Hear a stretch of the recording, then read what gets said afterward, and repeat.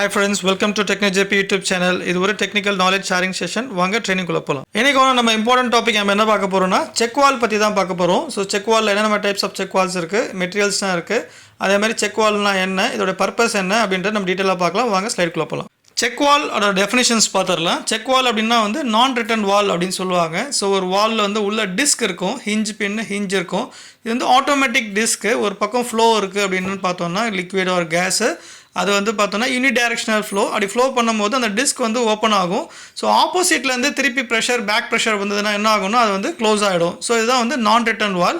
ஒரு பக்கம் ஃப்ளோ இருக்கும், இன்னொரு பக்கம் ஃப்ளோ வந்தால் என்ன ஆகும்னா அது வந்து ஆட்டோமேட்டிக்காக க்ளோஸ் ஆகி ஸோ பேக் ப்ரெஷரை வந்து கண்ட்ரோல் பண்ணுறதுக்காக தான் அது. இது பேர் தான் வந்து நான் ரிட்டர்ன் வால் அப்படின்னு சொல்லுவாங்க, செக் வால் அப்படின்னா. இப்போ செக் வால்வில் வந்து என்ன மாதிரியான டைப்ஸ் இருக்குது அப்படின்றத நம்ம பார்த்துடலாம். So cast steel check valve அப்படின்னு சொல்லுவாங்க, forged steel check valve, swing check valve அப்படின்னு சொல்லுவாங்க. ஸோ அதே மாதிரி பார்த்தோன்னா dual plate check valve, so silent nozzle type check valve இருக்குது, ஸோ லிஃப்ட் செக் வால் இருக்குது, ஃபுட் டைப் செக் வால்ஸ் இருக்குது. அது மாதிரி different types of check valves இருக்குது. இப்போ செக் வாலோடைய சைஸ் என்ன அப்படின்றது பார்த்துடலாம். ஸோ DN15 அதாவது நாமினல் டயமீட்டர் சொல்லுவாங்க, இல்லை NPS சொல்லுவாங்க. NPS வந்து 1/2 இன்ச்சிலேருந்து 72 இன்ச் வரைக்கும் இருக்குது. ஸோ DN15லேருந்து 1800 வரைக்கும் இருக்குது. கிளாஸ் ரேட்டிங் பார்த்தோன்னா 150, 300, 600, 900, 1500, 2500. ஸோ இதோடைய எண்ட்ஸ் என்னென்னலாம் வரும்னு பார்த்தோன்னா ஃப்ளான்ஜ்டு அப்படின்னு பார்த்தோன்னா RF இருக்குது, RTG இருக்குது. ஸோ பட்டோல் எண்ட்ஸு, ஸ்க்ரூடு, சாக்கெட்டு, அதுக்கப்புறம் வந்து லக் டைப்பு, வேஃபர் டைப், அந்த மாதிரி டிஃப்ரெண்ட் டைப்ஸ் ஆஃப் எண்ட்ஸ் இருக்குது செக் வாலில். இப்போ இந்த ஸ்டைல் நம்ம என்ன பார்க்க போகிறோம்னா கேஸ்ட் ஸ்டீல் செக் வாலில் என்னென்ன மெட்டீரியல்ஸ்லாம் வரும்னு பார்த்துடலாம். கார்பன் ஸ்டீல் எடுத்தோம்னா ASME 216 WCB WCC. So low temperature carbon steel எடுத்தோம்னா ASME 352 LCB LCC. அதே மாதிரி ASTM A351 அதாவது ஸ்டெயின்லெஸ் ஸ்டீல் அப்படின்னு பார்த்தோன்னா CF3 CF3M CF8 CF8M. Alloy steel அப்படின்னா ASME 217 WC6 WC9. அதே மாதிரி duplex and super duplex stainless steel பார்த்தோன்னா ASME 995 grade 4A 5A 6A. இப்போ ஃபோர்ஜ் ஸ்டீல் செக் வால் அப்படின்னா அதில் என்னென்னலாம் மெட்டீரியல்ஸ் வரும் அப்படின்னு பார்த்தோன்னா ஸோ கார்பன் ஸ்டீலில் வந்து ASME 105 low temperature carbon steel அப்படின்னா ASME 350 கிரேட் LF2.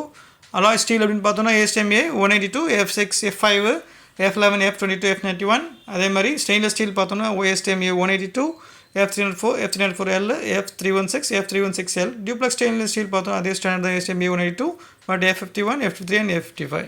இப்போ டிஸ்க்கு உள்ளே இருக்கிறது மெட்டீரியல் வந்து என்னன்றதை நம்ம பார்க்கலாம். ஸோ இதுவும் பாடி அண்ட் கவரோட மெட்டீரியல்ஸ் தான் மோஸ்ட் ப்ராபப்ளி வரும்.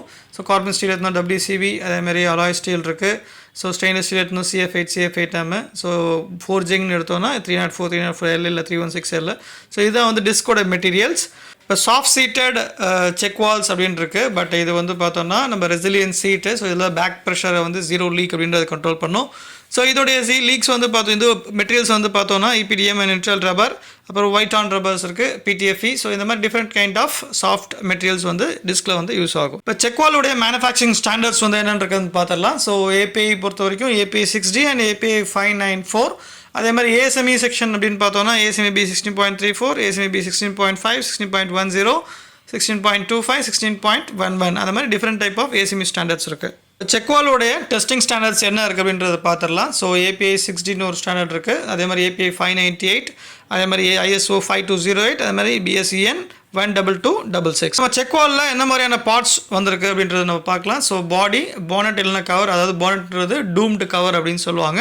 அதுக்கப்புறம் டிஸ்க் சீட்ரிங்கு, ஹிஞ்ச் பின் ஹிஞ்சு, அதுக்கப்புறம் வந்து பார்த்தோன்னா ஸ்ப்ரிங்ஸு, அது மாதிரி கைட்ஸு, இந்த மாதிரி டிஃப்ரெண்ட் டைப் ஆஃப் பார்ட்ஸ் இருக்குது. இப்போ ட்ரிம்ஸ் அப்படின்னு பார்த்தோன்னா டிஸ்க்கு சீட்ரிங்கு, ஹிஞ்ச் பின் ஹிஞ்சு, அதே மாதிரி ஸ்ப்ரிங், இதெல்லாம் வந்து ட்ரிம்ஸ் இந்த செக் வாலில். இந்த சைடில் வந்து நம்ம என்ன பார்க்குறோன்னா செக் வாலுடைய பார்ட்ஸ் பார்க்குறோம். ஸோ டயக்ராம் பார்க்குறோம். ஸோ உள்ளே இருக்கிற ஹிஞ்ச் பின், அதே மாதிரி டிஸ்க்கு, ஸோ மேலே கவரு, ஸோ இந்த மாதிரி டிஃப்ரெண்ட் டைப்ஸ் ஆஃப் பார்ட்ஸும் தனியாக கொடுத்துருக்கேன். அதே மாதிரி ட்ராயிங்கும் கொடுத்துருக்கேன் அந்த ஸ்லைடில். ஸோ இந்த செக் வால் வந்து நம்ம எங்கே யூஸ் பண்ணுவாங்க அப்படின்னு பார்த்தோம்னா oil and gas service and waste water service, power plant, chemical processing service, steam, அது மாதிரி ஹாஃப் ஷோர் சர்வீஸு, அந்த மாதிரி மெரைன் இண்டஸ்ட்ரீஸ், அந்த மாதிரி செக் வால்லாம் யூஸ் பண்ணுவாங்க. இது பேசிக்கலாக வந்து நான் ரிட்டர்ன் வால், பேக் ப்ரெஷர் உள்ளே வராமல் இருக்கிறதுக்காக இதை யூஸ் பண்ணுற ஒரு செக் வால். செக் வால் வந்து என்ன பர்பஸ்க்காக யூஸ் பண்ணுறாங்கன்னா சொன்ன மாதிரி நான் return valve. So back pressure, back flow வந்து தடுக்கும்.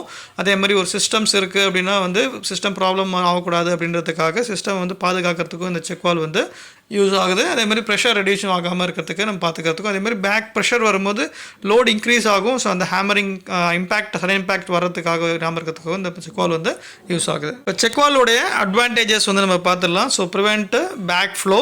ஸோ ஆட்டோமேட்டிக் ஆப்ரேஷன்ஸ் அதுவே வந்து ஆட்டோமேட்டிக்காக ஆப்ரேட் ஆகிக்கும். ஸோ ஃப்ளோ வந்து ஓப்பன் ஆகிக்கும், ஃப்ளோ பேக் வந்தால் க்ளோஸ் ஆகிடும். ஸோ இது ஆட்டோமேட்டிக் ஆப்ரேஷன். அதே மாதிரி low maintenance, so low cost, so simple designs. So இந்த மாதிரி நிறைய அட்வான்டேஜஸ் இருக்குது. ஸோ எல்லா ஃப்ளோ எல்லா சர்வீஸ்க்கும் இந்த மாதிரி மேக்ஸிமம் நம்ம இதை யூஸ் பண்ணிக்கலாம். இப்போ செக் வாலில் வந்து அட்வான்டேஜஸ்ன்னு பார்த்துட்டோம். இப்போ வந்து டிஸ்அட்வான்டேஜஸ் வந்து என்னென்ன இருக்குன்னு பார்ப்போம். இதை வந்து மேனுவலாக வந்து நம்ம கண்ட்ரோல் பண்ண முடியாது. ஸோ ஆட்டோமேட்டிக் அந்த ஹிஞ்ச் ஓப்பன் ஆனால் ஃப்ளோ வந்து ஓப்பன் ஆகும். ஸோ பேக் ப்ரெஷர் வந்து ஸ்டாப் ஆகலை அப்படின்னா வந்து ஸோ ப்ராப்ளமேட்டிக்கில் முடியும். அதே மாதிரி வந்து பார்த்தோன்னா லோ ப்ரெஷர் வந்து ஒர்க் பண்ணுறது கொஞ்சம் கஷ்டம். ஸோ லீக்கேஜஸ் இருக்கும். அதே மாதிரி டைரக்ஷன்ஸ், ஸோ சம் டைரக்ஷன்ஸில் தான் வந்து யூஸ் பண்ண முடியும். ஸோ அதே மாதிரி வந்து பார்த்தோன்னா உள்ளே வந்து நிறைய வேர் அண்ட் டயர்ஸ் இருக்கும். ஸோ சிங்கிள் ஆப்ரேஷன்ஸ்னால ஸோ இந்த மாதிரி இதுதான் வந்து advantages of check valve. So we are at the end of this session. Check வாலோட ப்ரெசன்டேஷன்ஸ் வந்து உங்களுக்கு பிடிச்சிருந்தா லைக் பண்ணுங்கள், ஷேர் பண்ணுங்கள், மோட்டிவேஷன் பண்ண வச்சுன்னா சப்ஸ்கிரைப் பண்ணுங்கள். இந்த ப்ரெசன்டேஷன் யாராவது வந்து கொஸ்டின்ஸோ இல்லை கொரிஸ் இந்த கமெண்ட் செக்ஷனில் கொடுங்க.